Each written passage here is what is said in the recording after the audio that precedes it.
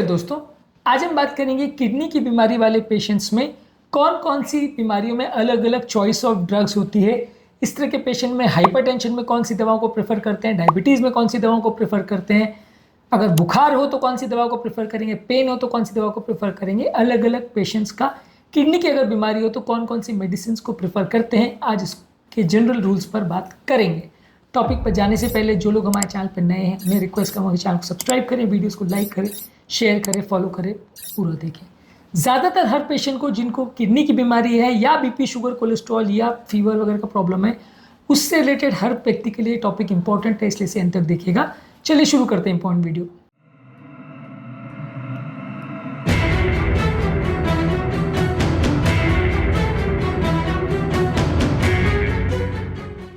सबसे पहले अगर किसी व्यक्ति को किडनी का प्रॉब्लम है और अगर ब्लड प्रेशर उसको ज़्यादा है तो वहाँ पे early stage of kidney failure में हम ACE इनहिबिटर्स यानी लिस्टोप्रिल, एनारोप्रिल, कैप्टोप्रिल, पेरिंडोप्रिल या एंजियोटेंसिन रिसेप्टर ब्लॉकर्स, जो कि लगभग ऐसी ही दवा है लेकिन थोड़ा सा इसका साइड इफेक्ट का पैटर्न अलग है।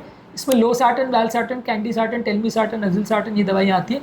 इस दवाई को हम first line anti hypertensive medicine के हिसाब से यूज़ करते हैं क्योंकि किडनी की बीमारी को बढ़ने से रोकता है। किडनी की बीमारी से रिलेटेड जो प्रोटीन एक्सक्रीशन है बॉडी का, उसको कम करता है। लेकिन इस दवा के साथ एक प्रॉब्लम है कि एडवांस किडनी फेलियर में अगर इसको लिया जाए तो आपका पोटेशियम लेवल ज़्यादा बढ़ सकता है, जिसकी वजह से डेंजरस हाइपरकैलेमिया हो सकता है, जो कि जानलेवा भी हो सकता है। तो एडवांस किडनी फेलियर में बगैर पोटेशियम मॉनिटरिंग के इसको नहीं दिया जाता है। इसी तरह से कैल्शियम चैनल ब्लॉकर जैसे एम्लोडिपिन, निफेडिपिन, सिलिडिपिन को काफ़ी कॉमनली यूज़ करते हैं। ये ज़्यादातर कॉमन दवाइयाँ हैं जो ब्लड प्रेशर के पेशेंट में यूज़ करते हैं। इसमें डाईहाइड्रोपिरिडिन CCBs यानी यही जो एम्लोडिपिन, निफेडिपिन, सिलिडिपिन है, ये दवाओं को ज़्यादा यूज़ करते हैं। इसी ग्रुप की दूसरी दवा आती है जिसको नॉन डाईहाइड्रोपिरिडिन CCBs बोलते हैं, जिसमें वेरापामिल, डिल्टाज़ेम आती है। वो ज़्यादातर तब यूज़ करते हैं जब बीपी के साथ आपको रिदम का, हार्ट का प्रॉब्लम्स हो, यानी हृदय की गति ज़्यादा हो, तो वो गति को कम करने के लिए प्रयोग करते हैं। इसके अलावा जो किडनी के पेशेंट में पेशाब बढ़ाने वाली दवाइयाँ हैं जैसे थाइज़ाइड डायरेटिक्स है, ये early stages of kidney failure में तो यूज़फुल हैं, late stage of kidney failure में असर नहीं करती है क्योंकि बॉडी का ये सोडियम लेवल्स को कम नहीं कर पाती है, तो वहाँ पे आप इसको प्रयोग नहीं कर सकते। इसी ग्रुप में जो मेटलोजोन का दवाई है उसका आप प्रयोग कर सकते हो, वो काफ़ी ज़्यादा स्ट्रॉन्ग है, पर जो रूटीनली हाइड्रोक्लोरोथाइज़ाइड, क्लोरोथाइडोन का प्रयोग होता है वो early stage of kidney failure में हो सकता है, एडवांस में नहीं हो सकता। जो लूप डायरेटिक्स रूप की दवा है जैसे फ्यूरोसिमाइड, टॉर्सिमाइड, ब्यूमेटेनाइड, ये ज़्यादातर एडवांस किडनी फेलियर में यूज़ होती है, बॉडी का एक्सेसिव वॉल्यूम जो बढ़ जाता है उसको निकालने के लिए। ब्लड प्रेशर भी ये कम करती है, लेकिन ओवरऑल इसमें ज़्यादातर वॉल्यूम को निकालने के लिए प्रयोग किया जाता है। ये आपका पोटेशियम लेवल्स को कम करती है, मैग्नीशियम लेवल्स को कम करती है, इसलिए थोड़ा साइड इफेक्ट्स का ध्यान रखना आवश्यक है। अगर पोटेशियम, मैग्नीशियम ज़्यादा हो तो उसका प्रयोग कर सकते हैं, अगर ऑलरेडी कम हो तो फिर ध्यानपूर्वक प्रयोग करना चाहिए। Anti hypertensive medicine kidney patient में कौन कौन से ग्रुप यूज़ होते हैं उस पर हमने बहुत ही डिटेल वीडियो किया है, उसको आप जरूर चेकआउट। इसके अलावा डायबिटीज़ के पेशेंट्स में आप मेटफॉर्मिन का प्रयोग अवॉइड करते हो क्योंकि मेटफॉर्मिन लैक्टिक एसिडोसिस कर सकता है किडनी पेशेंट में, उसको अवॉइड करते हो। SGLT2 इनहिबिटर जैसे डेपाग्लिफ्लोजिन, केनाग्लिफ्लोजिन, एम्पैग्लिफ्लोजिन, ये early stage of kidney failure में किडनी को प्रोटेक्ट करता है तो बहुत अच्छा है। एडवांस किडनी फेलियर में जब यूरिन आउटपुट कम हो जाता है तो ये दवा उतना यूज़ नहीं कर सकते क्योंकि ये दवा यूरिन में जो शुगर को निकालने का काम करती है वो काम हो ही नहीं पाएगा, यूरिन जब नहीं आ रहा है। तो एडवांस किडनी फेलियर में इसको यूज़ नहीं कर सकते, अर्ली किडनी फेलियर में यूज़ करना चाहिए। इसके अलावा जो GLP-1 रिसेप्टर एगोनिस्ट जैसे लीराग्लूटाइड और सेमाग्लूटाइड, ये आपकी किडनी को भी एक्स्ट्रा प्रोटेक्शन करते हैं, कार्डियोवैस्कुलर प्रोटेक्शन करते हैं, आपकी भूख को कम करते हैं, वजन को कम करते हैं। ये दवा का किडनी पेशेंट में काफ़ी प्रयोग करना चाहिए, पर लेकिन एडवांस किडनी फेलियर में कुछ लोगों को इससे साइड इफेक्ट ज़्यादा हो सकते हैं, पेट खराब होना या दर्द होना, वॉमिटिंग होना ज़्यादा हो सकता है, इसका ध्यान रखना ज़रूरत है। इंसुलिन का किडनी पेशेंट में काफ़ी कॉमनली यूज़ होता है, खासकर एडवांस किडनी फेलियर पेशेंट्स में, लेकिन किडनी की बीमारी में इंसुलिन का क्लियरेंस कॉम्प्रोमाइज़ हो सकता है। ज़्यादा जो बॉडी का इंसुलिन निकलने का काम होता है वो किडनी द्वारा होता है। जब किडनी फेल हो जाती है तो ये इंसुलिन निकलने का प्रोसेस कॉम्प्रोमाइज़ हो जाता है, जिससे बॉडी में ज़्यादा इंसुलिन जमा हो सकता है, शुगर ज़्यादा कम हो सकता है, जिसकी वजह से प्रॉब्लम हो सकती है। तो इंसुलिन का प्रयोग आप किडनी पेशेंट्स में डोज थोड़ा कम करके रखना पड़ता है, जैसे जैसे किडनी फेलियर बिगड़ते जाती है डोज आपको थोड़ा कम करना पड़ता है, इस बात का विशेष ध्यान रखने की आवश्यकता है। कोलेस्ट्रॉल कम करने के लिए स्टैटिन्स का कॉमनली प्रयोग किया जाता है। ये अगर किसी व्यक्ति को डायबिटीज़ और प्रोटीनूरिया है तो उसके लिए ज़्यादा अच्छा है, लेकिन कुछ कुछ पेशेंट्स को मसल पेन होने का या रैप्डोमाइलिसिस होने का चांस ज़्यादा होता है एडवांस किडनी फेलियर में, इसलिए ध्यानपूर्वक इसका प्रयोग करें। एजेटिमिब ज़्यादा सेफ है LDL कोलेस्ट्रॉल को कम करने के लिए, इसका आप प्रयोग कर सकते हैं किडनी फेलियर में, लेकिन ये जो है कंपैरेटिवली इसकी इफेक्ट और लॉन्ग टर्म बेनिफिट्स भी थोड़े कम हैं। अगर खून की कमी है तो आयरन सप्लीमेंट्स का आप किडनी पेशेंट में प्रयोग करते हैं।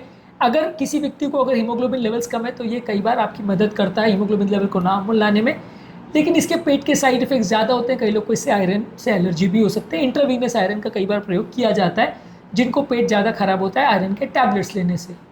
इसके अलावा हीमोग्लोबिन लेवल्स को बढ़ाने के लिए एरिथ्रोपोइटिन स्टिमुलेटिंग एजेंट्स यानी इपोइटिन अल्फा या डार्बिपोइटिन अल्फा इस इंजेक्शन का प्रयोग किया जाता है। अगर किसी व्यक्ति का हीमोग्लोबिन लेवल 10 के अगर नीचे है तो उसको 11 या 12 तक लाने के लिए प्रयोग किया जाता है। इसका इंजेक्शन हर हफ्ते बेसिस पे दिया जाता है क्योंकि ये इंजेक्शन हीमोग्लोबिन लेवल और एरिथ्रोपोइटिन लेवल्स को बढ़ाते हैं। तो अगर खून की कमी है तो उसको पूरा करने के लिए इसका प्रयोग होता है, खासकर एडवांस किडनी फेलियर में। इसके अलावा आप प्रयोग करते हैं फॉस्फेट बाइंडर्स का। इसमें कैल्शियम बेस्ड बाइंडर्स होते हैं जैसे कैल्शियम कार्बोनेट और कैल्शियम एसीटेट। ये अगर सीकेडी पेशेंट में हाइपरफॉस्फेटेमिया जो कि काफ़ी ज़्यादा होता है खासकर डायलिसिस पेशेंट्स में, वहाँ पे इसका प्रयोग होता है, लेकिन ये थोड़ा सा कैल्शियम लेवल्स को ज़्यादा बढ़ा सकता है। इसके अलावा नॉन कैल्शियम बेस्ड जो फॉस्फेट बाइंडर्स होते हैं जैसे सेवालामर और लैंथेनियम कार्बोनेट, ये दवाइयों का ज़्यादातर प्रयोग होता है जिनको एडवांस सीकेडी डिजीज़ हो।